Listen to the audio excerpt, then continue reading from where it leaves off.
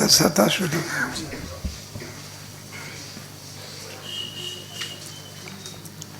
रजोरागात्मकं विद्धि तृष्णासमुद्भवं तन्निबध्नाति कौन्तेय कर्मसंगेन. प्रकृतीचे 3 गुण आहे आणि 3 गुण जीवाला कसे बांधतात त्याचं वर्णन इथं भगवान करतात. तेव्हा सुख आणि ज्ञान हे 2 पाशाने सत्वगुण आपल्याला बांधतात.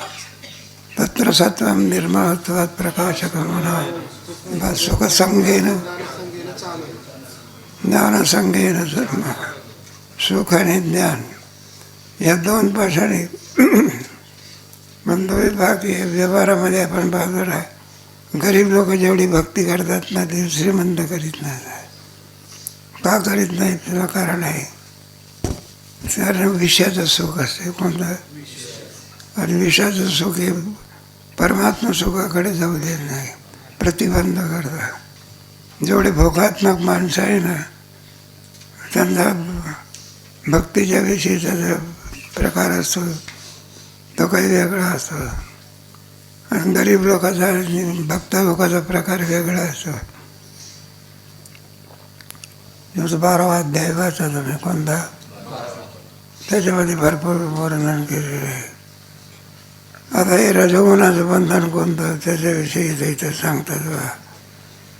रजोरागात्मकं विद्धि तृष्णा संगसमूह. नाही का विषयाच्या ठिकाणी आसक्ती निर्माण करणे. राग म्हणजे आसक्ती नाही का. विषय बाधक नाही मग काय बाधक आहे. विषयाची आसक्ती हे असते ना.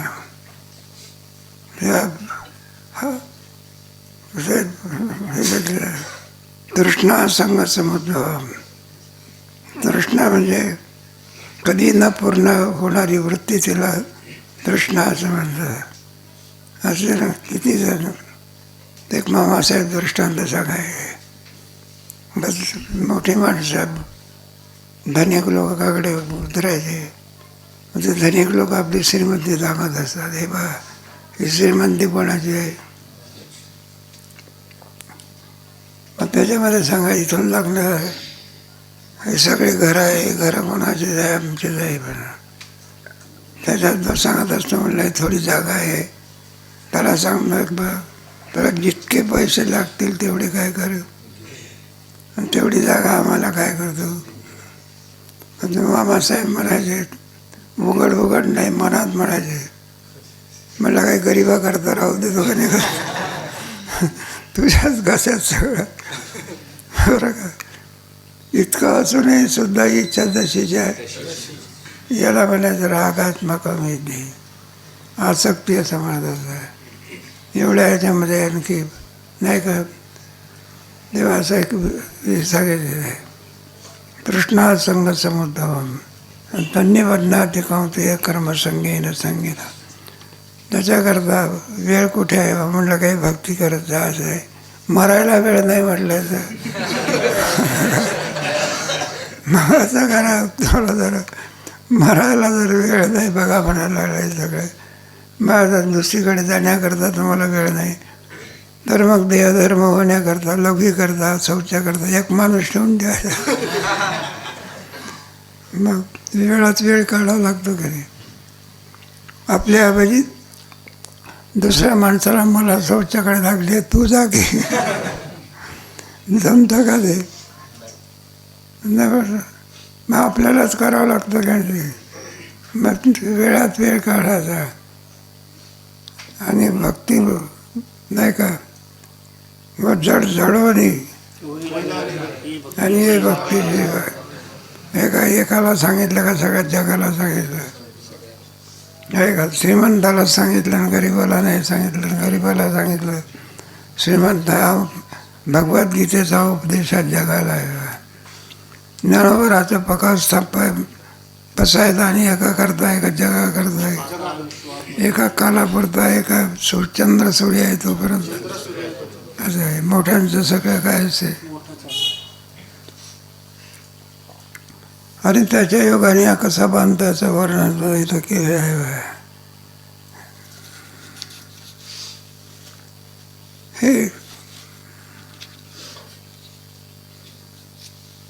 प्रथमक हृदयाची कारणे जीवाचे रंजव जाणे. विषयामध्ये मनुष्य दंग होत असतो, रंजव जाणे. आणि अभिलाषाचे तरणे सदाशिव आहे. कधी इच्छा पूर्ण होऊ शकत नाही, जशीच्या तशी. तरुणपणासारखा टिकत असतो का माणसाचा,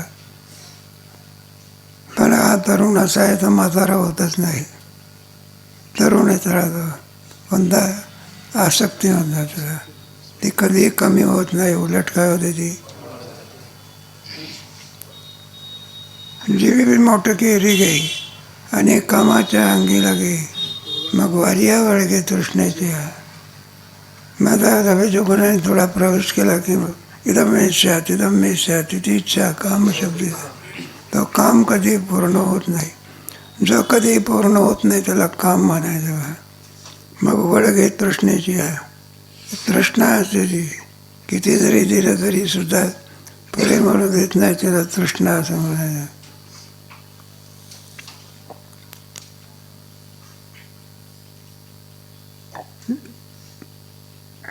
कृतांबकोनी आगे आळे वज्राग्नीचे सदकले. अनंता बहुत कुले आहे तेच घृते आंबकोनी आणि आहे शेकटी आहे. उन्हा थंडीचे दिवस आहे आणि तिला पेटली म्हणजे मग लाकडं घालण्याच्या ऐवजी काय घातले, तोप टाकतं वाढतोय, शांत होत असते का अधिक वाढतोय. आपण नाही का सरणाच्या वेळेला पाहतो ना, याच्या दिवसामध्ये कधी आलं बिले म्हणजे राखेल टाकत असतात, ते ज्वाळा निघत असतात.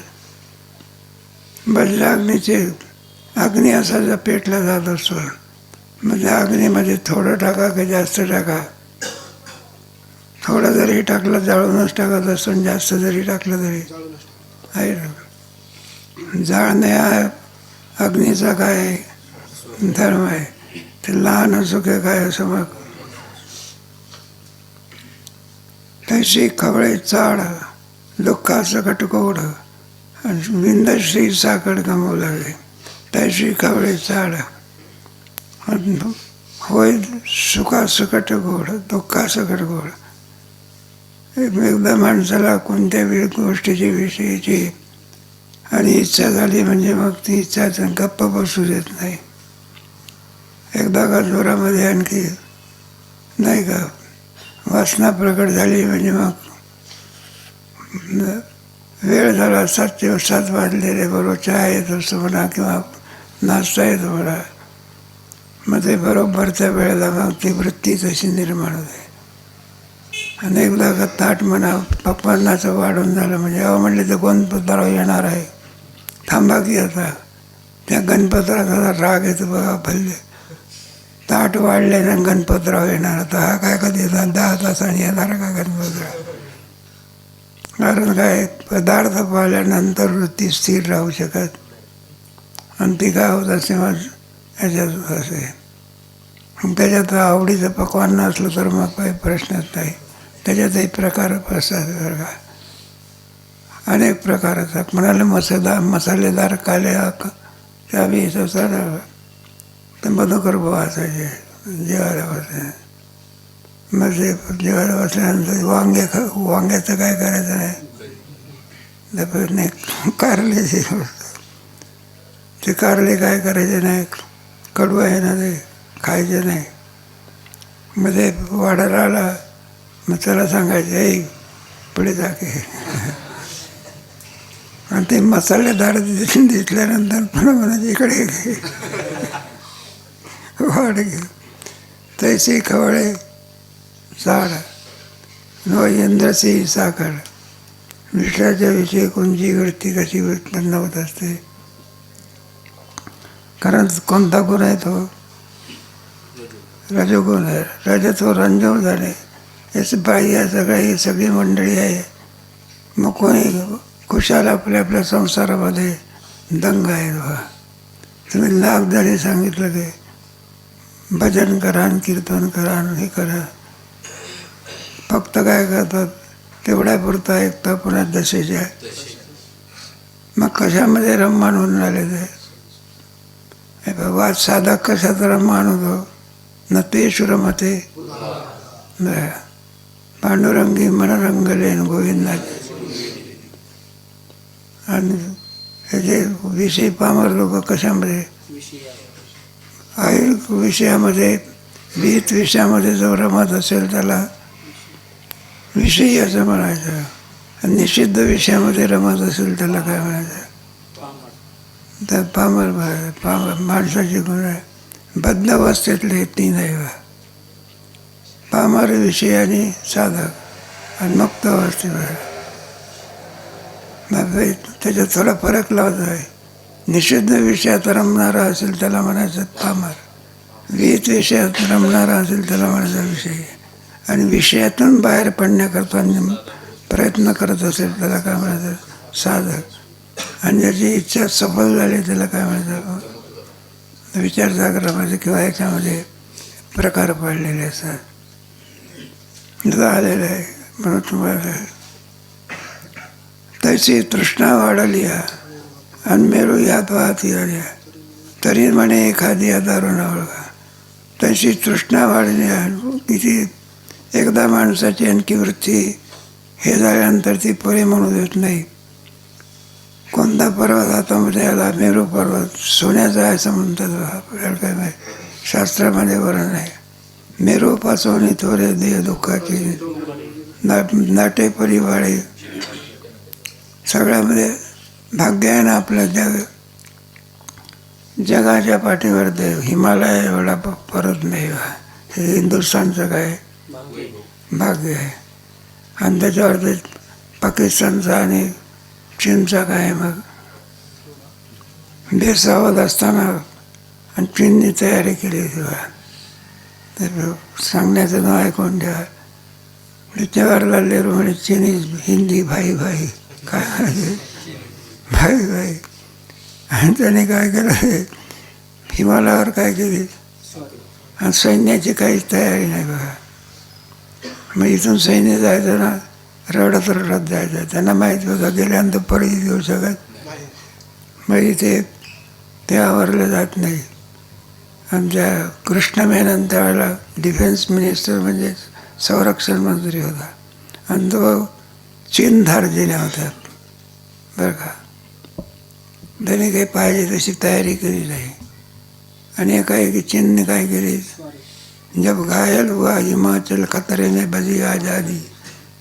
त्यावेळेस किताब तेव्हा मग काय विचारलं, मग त्याच्या जवाहरलाल नेहरूला सांगायचे इथले लोक. म्हटलं ते कृष्ण म्हणला काय करा, काढून टाका. मग जवाहरलाल नेहरू म्हणायचे तो मेरा दाहिने हात आहे, त्याच्याशिवाय मला काही करता येत नाही. मग तुम्ही गद्दी सोडतो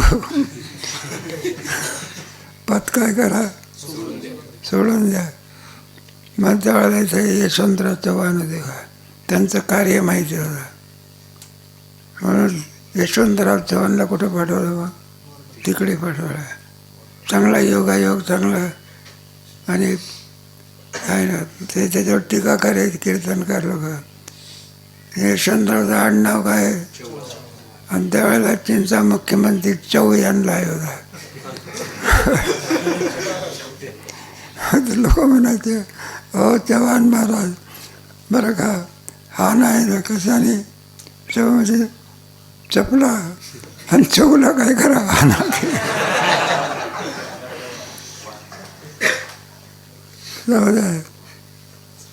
भारताची संपत्ती म्हणजे नद्या आणि पर्वत आहे. हिमालय पर्वत 3 जिल्हे आहेत त्याच्यात. किती असं आहे. पण आता संरक्षण करणं हे काय भारताच्या तरुणाचं काय कर्तव्य आहे ना. चीन म्हटल्यानंतर ते टपून आहे. तो पाकिस्तानला मदत करतो, कोणाला, तो हिंदू धाडचे नाही.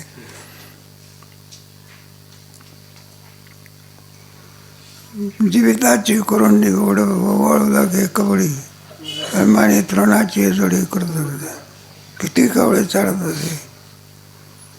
जीविताची कोरंडी ओवाळू लागे. कपोळीच्या काळामध्ये कवडी नावाचं नाणं होतं. ते कवडी जर दिसली तुम्हाला काय लाभ झालेला, आपल्याला आजचा दिवस सफल आहे की, आपण काय मिळाला, काय मिळालं, एक कवडी. एका कवडीहून जीव ओवाळून टाकतो. आणि तृणाची जोडी कृतकृत्यता. थोडं काही प्राप्त झालं तर समजतो आपल्याला गादा झालं मी कृतकृत्य झालं. वेदांतातली कृतकृत्यता आहेत. विषयाच्या लाभाने स्वतःला कृतकृत्य समजतो. ज्ञानाने होणारी कृतकृत्यता वेगळी, विषयाच्या लाभाने होणारी विषय आज आहे आणि नाही. कायमच्या विषय राहत असतं. लक्ष्मी तोय तरंगभंग जपला. ती कुठं स्थिर स्वरूपाची आहे का? पाण्यावरचा तरंग कुठं सारखा राहत असतं का? मग ते काही मला कृतज्ञानाने होणारी आणि विषयाच्या प्राप्तीने होणारी कृतकृत्यता भिन्नता असते. हे पहा, एक तर विषय तरी संपतात नाही तर हा तरी संपतात. विषय जसेच आहे. काही ठिकाणी पाहतो ना, काय ना म्हणलं ₹1,00,00,000 गाडी आणली होती, 6 महिने सुद्धा बसला नाही, पण राम बोलो भाई. विषय राहिला पण बसणारा काय केला? त्याचं काही दोन्ही सारखे राहत असतात का? असं थोडंच आहे की मोठी बिल्डिंग बांधतो आणि एखादा हे झाला, भूकंप झाला तर राम बोलो भाई, हा तरी संपतो नाही तर विषय तरी ते काय. तसा काही नियम सांगता येत. स्वर्ग आनंदा नाही. आणि असू ते वेचीजे परी काय केले ऐसा पांगी वडील व्यवसाय म्हणजे. आणि आजी असं ते वेचीजे.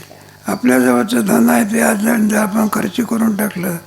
पाय पा काय केले, मग काय करायचं? ऐसा पांगी वडील व्यवसाय म्हणजे. म्हणून असा व्यवसाय मागत असतो की ज्याच्या योगाने संपणार नाही.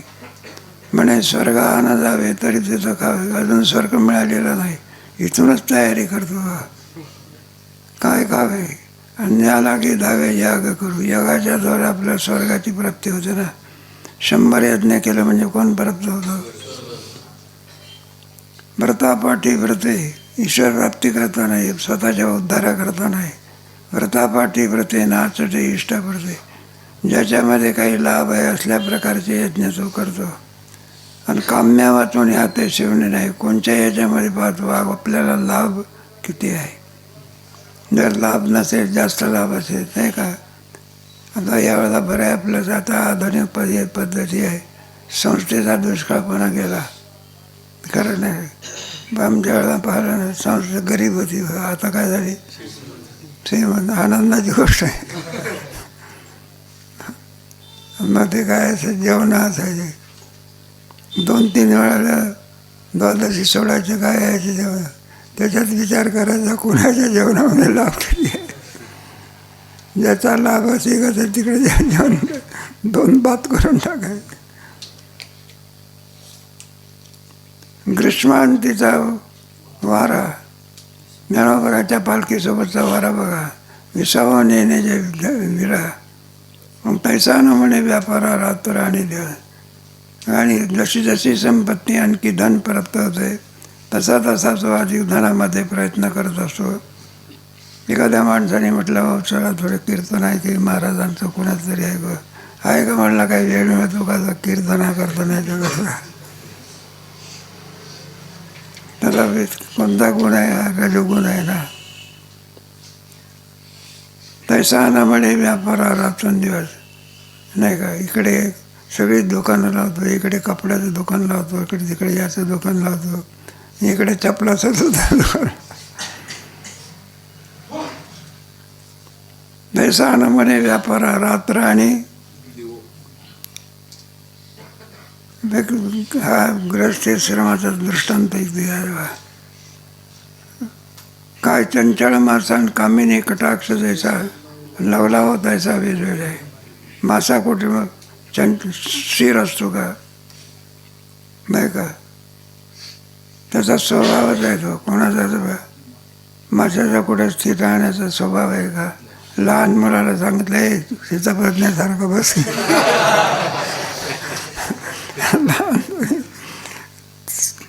काहीतरी करणे हा काय त्याचा स्वभाव असतो की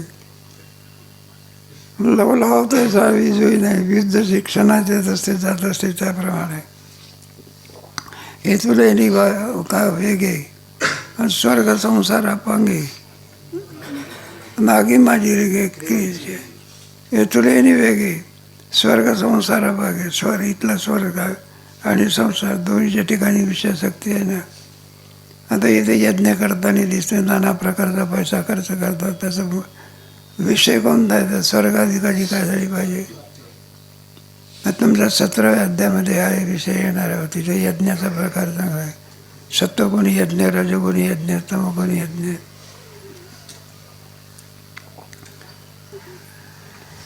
ऐसा देहा वेगळा आणि तृष्णेची साखळा खटाटोप वेगळा व्यापाराचा. ऐसा देहा वेगळा. तात्विक दृष्ट्या विचार आपण केला तर देह स्वरूप आपण काय भिन्न आहे ना. तत्वज्ञान काय सांगतं? देहाहून आत्मा काय आहे? मग देह कसा आहे?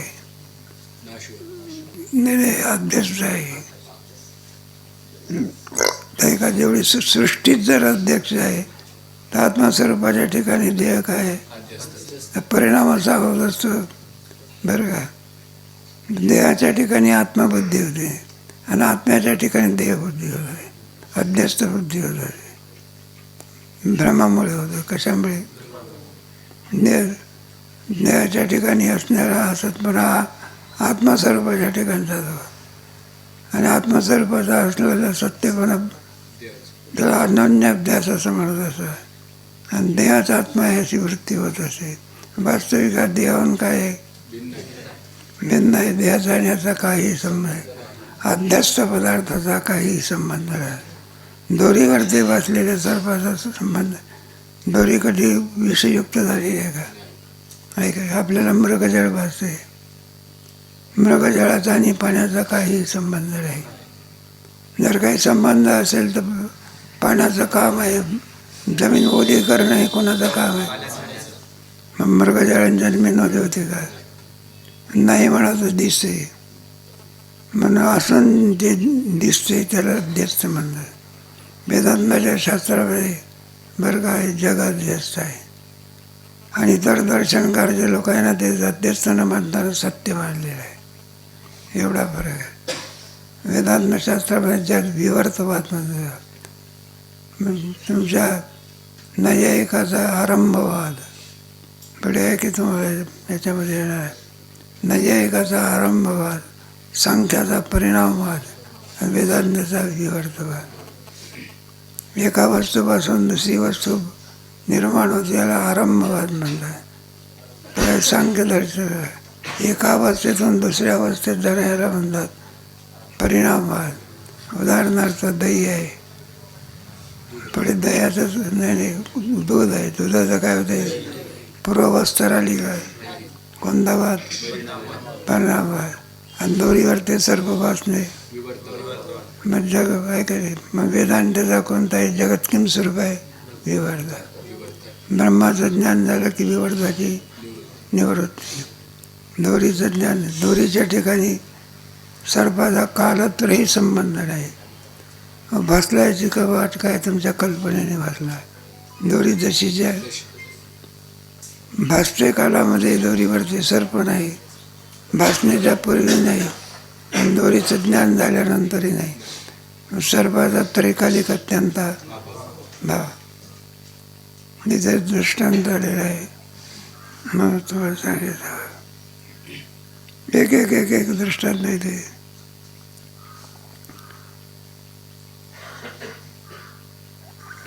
देहा वेगळा लय तृष्णेची हा साखळा. तृष्णारूपी साखळीने व्यापारला जात असतो. खटाटोप आहे व्यापाराला.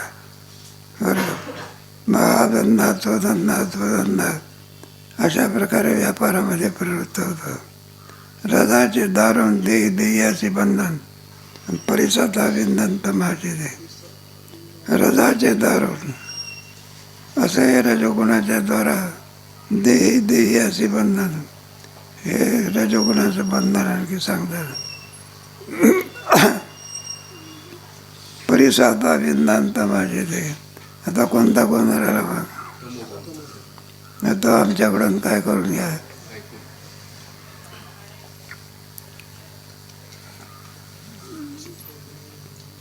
समस्त ज्ञानजम विद्धि मोहरम सर्वदेहिदम प्रमादालस्य निद्राभिष्टनिबध समस्त ज्ञानजम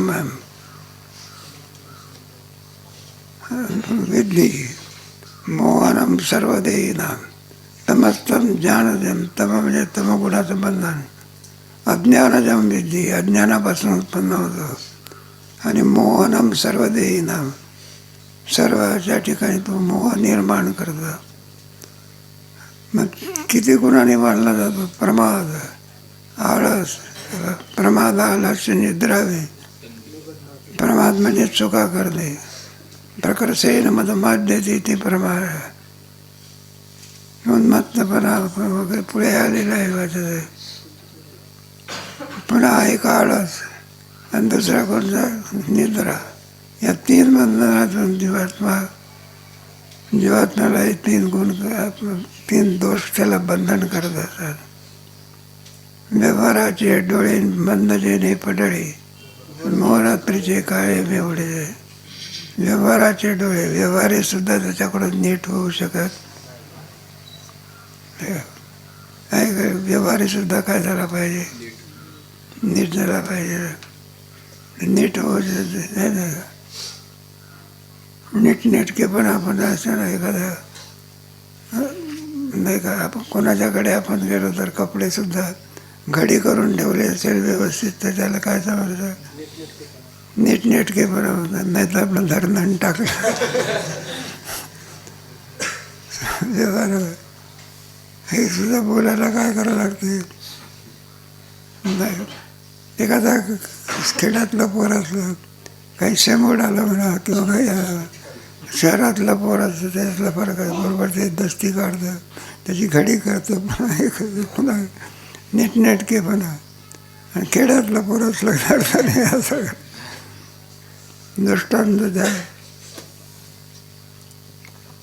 म्हणून व्यवहार सुद्धा कसा व्यवहार चोख आहे.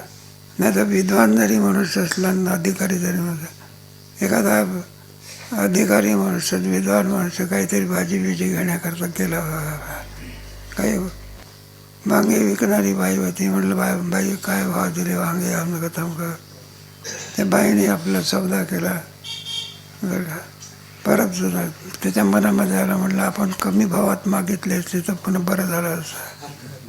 पुन्हा परत गेला बघा. म्हणलं बाई म्हणले बाबा पुन्हा जाता पुन्हा घ्यायचं असेल तर काय करा घ्या नाही तर मी काय तुम्हाला काही जबरदस्तीनं घ्या म्हटलं का बरं का. मग तो म्हणत असतो म्हटलं बा असं बोलायचं नाही. म्हणजे जास्त विद्वान मनुष्य अधिकारी म्हटलं हे बा जास्त बोलले तर मला केस करेल मी. त्या बाईला वाटलं माझ्या केस काढते का. शिव्या हसडाला काय गेली सुरुवात केली. मागे आणले नाही शिव्या घेऊन घरी. साधा भागे घेण्याकरता व्यवहार सुद्धा असा भाग.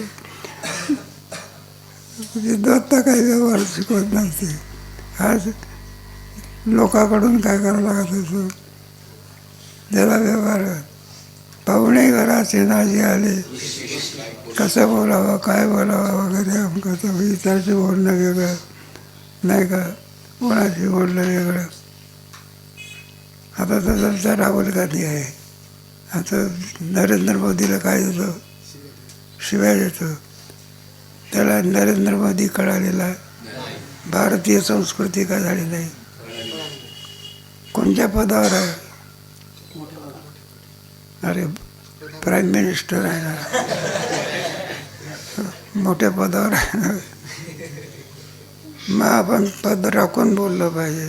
संयम ठेवला काय ठेवला पाहिजे. कारण कोणत्या पदावर ते म्हणून त्यांचा अधिकार ओळखून काय करावं लागतं. बरं कोणाची खेडूत माणसाची बोलणं वेगळं. एखाद्या लहान पोराला तर आपण त्याला बैस की खाली नाही का अरे शी भाषा चालू शकते. आणि एखादा विद्वान मनुष्याला तर अरे म्हणायचं असतं का या शास्त्री कसा व्यवहार काय झाला पाहिजे.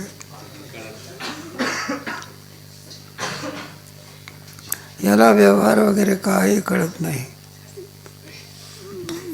आणि मोहरात्रीचे काळे दिवस मेवढे जायचे.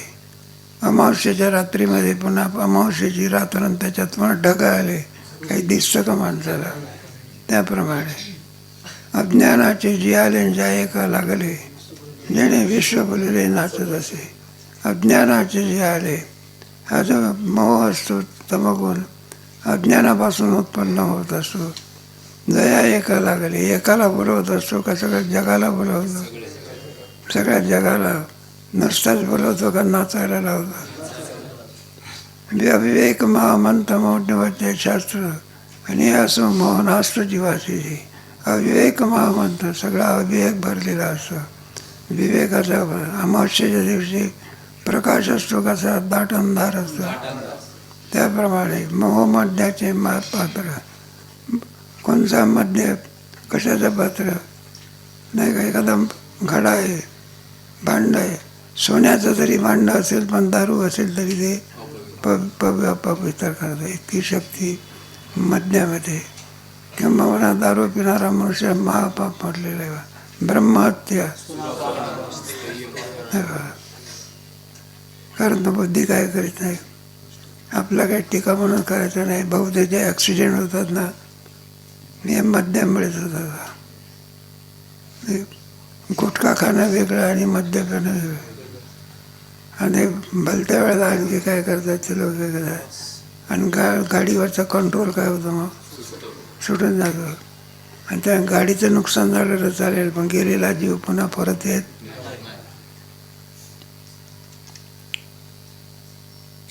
पार्थाघाते तम रचोनी असे वर्मन चौकरी दे आत्ममानी येते. अशा प्रकारे आत्मगुण आणि रचोनी असे वर्मन चौकरी दे आत्म चारी बाजूने देहाला काय करतो? बांधून काढतो. हे एकचिकीर शरीरे माजू लागे चराचरी, दुसरी गोष्टी नाही. एकदा काय याचा उत्कर्ष झाला म्हणजे माजव लागे चराचरी, माज निर्माण करत असतो. आणि ते तर दुसरी गोष्टीची नाही, उन्मत्तपणा येत असतो. दोन-तीन आहे.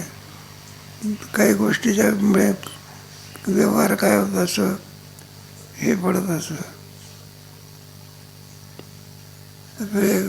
आपण कीर्तना वगैरे कोणाकडून जरी द्रव्य घ्यायचं असेल तर कसं बोलावं लागतं, व्यवहार असतो. आणि एखाद्याकडे गेला खंडणी मागण्या करता, तर एक मनुष्य खंडणी मागत असतो तो, बरं का. सगळा विचार असतो. काय असतो? नाही खंडणी दिली तर मुलालाच काय करतो? मला अमक्या ठिकाणी इतके रुपये आणून ठेवा, नाही तर बोर. एकुलता एक मुलगा चोरून नेल्यानंतर काय स्थिती होत असेल, जावे त्याच्या वंश.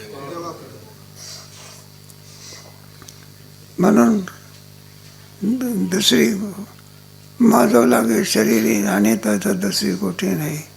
ज्याच्यामध्ये सगळा विवेक हरवलेला असतो, दया वगैरे आधी करून.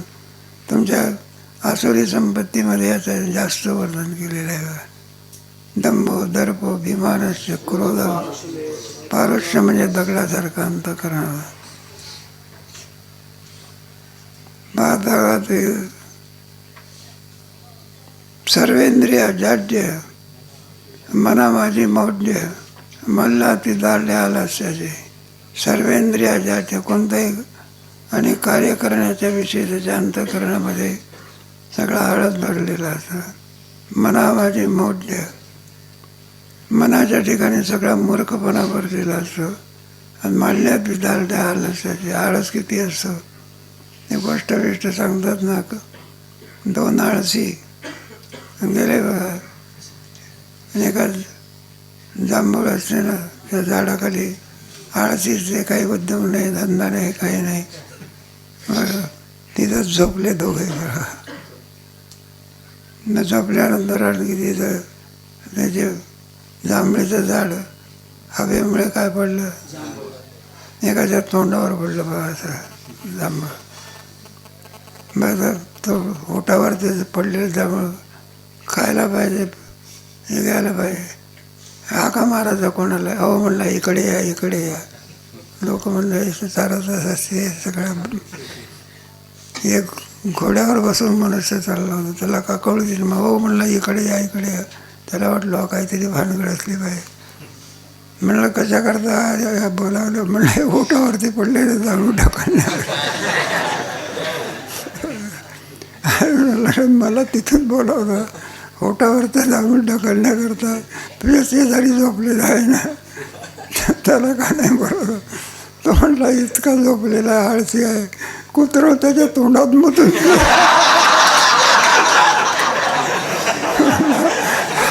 हाड सुद्धा काय म्हणा की म्हटलं आता सगळ्या आळस्याचा राजा दिसत. तुम्हाला कल्पना वेदांताचं एक शास्त्र म्हणून आहे ना, मनुष्य जो मूर्ख राहतो ना त्याला कारण जर काही असेल तर आळस आहे. आपल्याला विद्ये मनुष्य देहामध्ये विद्येचा ध्येय असूनही सुद्धा येत नाही. आळसाची धाडीन तुकामुळे वेळ भाळ. आळसामुळे काय होतं असं म्हणायचं. उत्साहामध्ये कोणतेही कार्य होत असे आणि आळसामध्ये होत नसे. आणि आळसाचा परिणाम झोपेत होत असतो. कशात? झोपेत. आणि झोप म्हणजे विनाकारण पाहिजे त्याच्यापेक्षा अधिक घेणं म्हणजे काळाचा व्यवसाय करणे. काय करणे? दृष्टांत आलेले म्हणून तुम्हाला सांगा. आलस्याची अंगे अंग मोडा मोडे कार्य जाती अनावडी नुसती परवडी जांभळी. अंगे अंग मोडा गळी. उभा राहिल्यानंतर याच्या अंगावर पडतो का काय कोणाला. कार्य जाती अनावडी. कार्य करण्याच्या बाबतीमध्ये त्याच्या अंतःकरणामध्ये कोणत्याही प्रकारे आवड नसते. आणि नुसतीच परवडी जांभळ्याची. मग काय करत असतो, काय देत असतो? जांभळ्याची म्हणजे जांभूळ देतो असं नसतं. जांभळ्या देणे काय देणे. एक विकार आहे तो शरीराचा, त्याला जांभळ्याची. उघडी याची दिठी देखणे नाही किरडी. नाळवी ह्याची ओठी ओमरुडी. बरं डोळ्यांनी पाहतो पण त्याला कोणी दिसत नाही. आणि नाळवीता ओठी हाका जरी मारल्या नाही तरी सुद्धा उठल्याशिवाय राहत नाही. पडली आहे तोंडी नेणे कांडी उरली. आणि तयाची बळी मरकुंडी. मग तो कसा होते रंगनाथ गुरु करून दाखवायचे दोन्यात. किती हाका मारल्या तरी तो काय होत नाही, उठत नाही. कानी ओरडे दोन्ही कानाच्या असे हात लावून बसत असत. आणि तयाची परी मरकुंडी उकलू नये. काही जरी झालं तरी सुद्धा तो त्याच्यातून परावृत्त होऊ शकत नाही.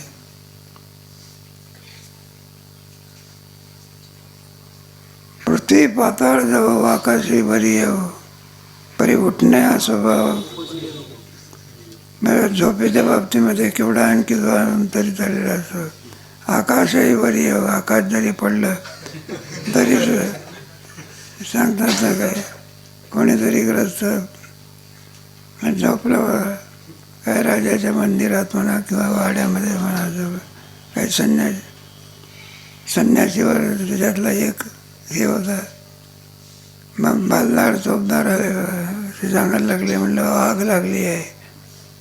मग म्हणलं मनामध्ये विचार करणारा मनुष्य म्हणलं आग लागली आहे दारापर्यंत इथं काय आहे ते. असं होता होता आग कुठं आली? राजवाड्यापर्यंत. म्हणलं राजवाड्याला आग लागली, आपल्याला कुठं लागलेली?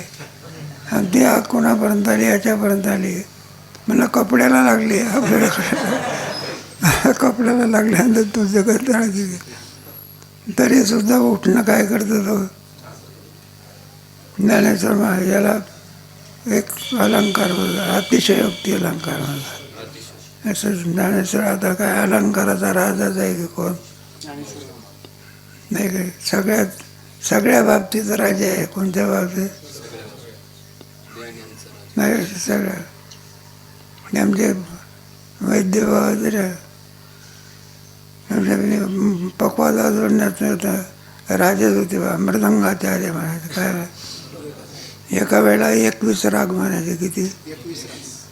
बरं का. आमका राग तमका. गायनाचार्य कीर्तनकारी होते. पुन्हा प्रवचनकारी. तर सहज दृष्टांत झाला.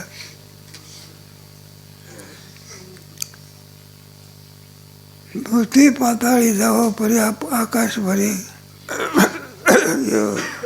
परी उठणे आवावं पण आपण बाजूला व्हावं असं जाणत नाही. उचिता अनुचिता धातुरिता नाटावी आणि जेथे जाते लोळावी ऐशी. उचिता आगावी. करणीय काय अकरणीय काय हे त्याला काही कोणत्याही प्रकारे समजत नाही. आणि जेथे जाते लोळावे ऐसा ऐशी मेधा. उठून उत्साह आळस आहे ना, उत्साह वेगळा आणि आळस. उत्साह कार्याचा पोषक असतो आणि आळस हा कार्याचा विरोधी असतो. उत्साह असेल तर काही प्रश्न नाही का. उत्साहाच्या भरामध्ये ज्ञानेश्वरी पाठ करतात, काय करतात, गाथा पाठ करतात, ब्रह्मांडाची मुलं वेद पाठ करतात. बघा कसे बराबर मंत्र म्हणतात. मग उत्साह आहे काय, जिज्ञासा आणखी उत्साह आहे. त्याच्यामध्ये कार्याची काय होते. आंधळ्याने सुद्धा ज्ञानेश्वरी काय केली होती, पाठ केली होती.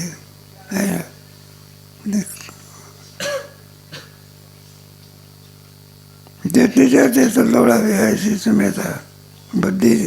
बुद्धीमध्ये आणखी कोणत्याही प्रकारे साधनाचं ज्ञान नसतं. उपजवणे करतळे पडी कपाळे आणि पायाचे शिरोळे मांडणे लागे. उपजवणे उपभवणे करतळे हे दोन्ही पाय आणि असे हे करून पडी काय कपाळे त्याच्यामध्ये असं तोंड घालतं आणि पायाचे शिराळे मांडू लागे. ते रंगनाथ गुरुजी होते, ते करून दाखवायचे पायाचं बरं सांगे आणि सांगून त्याच्यात बस. आणि निद्रेविषयी चांग झोपी जातील झाला आणि झोपी जाता स्वर्ग. झोपेच्या विषयी त्याच्या किती अंतःकरणामध्ये असते. जीवी लागे जीवी आते लाग आणि झोपी जाता स्वर्ग. झोपेच्या समोर स्वर्गाच्या सुखाला सुद्धा काय करतो तो, ते कुंभकर्ण आहेत वगैरे, त्यांनी सगळी झोपच मागितली. त्याने रावण जरी झाला तरी तो सुद्धा तप करत होता. त्यांनी मग काय मागितलं, कुंभकर्ण म्हणला असं द्या आम्हाला की झोपेच्या सारखा आनंद जगामध्ये दुसरा कोणी. तो ताण आनंद आहे, पण तमोगुणी आनंद आहे. कोणता, एकीकडे सत्वगुणी तमोगुणी आनंदाचे प्रकार केलेले. त्यांनी बदलाती कोणते कर्मसंगीत तमस्तो ज्ञानजमिती मोहनम सर्वदे प्रमाद आळस निद्रा. झोपी जाता स्वर्ग व्हावं म्हणे.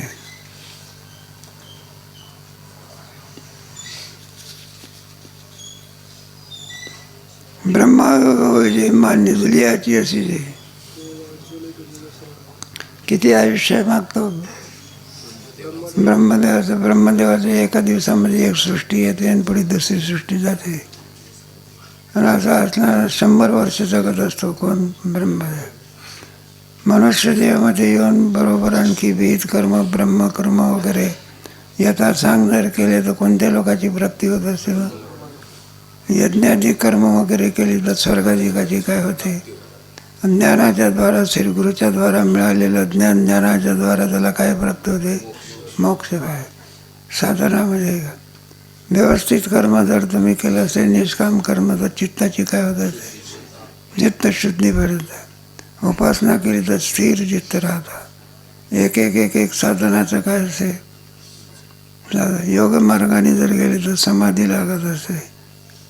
आणि सगुण भक्तीच्या द्वारा आपण जर भक्तीमध्ये प्रवृत्त झालो तर परमात्म्याचं काय होते. 10 रूपमध्ये गोपिका रमणांची होय. ही शक्ती कशा सगुण दर्शन प्राप्त करून देण्याची शक्ती भक्तीमध्ये आहे बा. ज्ञानामध्ये सुद्धा नाही बा. ज्ञानामध्ये मोक्ष आहे पण सगुण दर्शन नाही. आणि भक्तीमध्ये काय आहे, मोक्षही आहे पुन्हा काय सगुण दर्शन. माझे केले समाधान आणि निवाविले घर आलिंगन देवाने. हे भक्ती. मग सर्वामध्ये श्रेष्ठ तत्व कुठलं, ज्ञानही आहे आणि पुन्हा काय भक्ती आहे.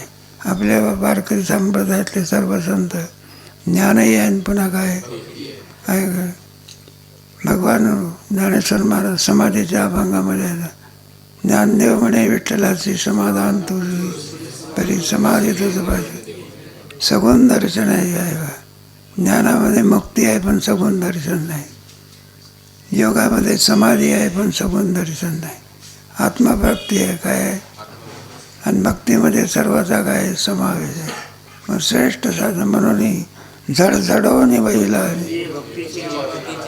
या भाविषयी अभंग, आणि सर्वांचा समावेश आहे. यारे यारे याती नाही का, असोनी संसारी वेदशास्त्र भावी.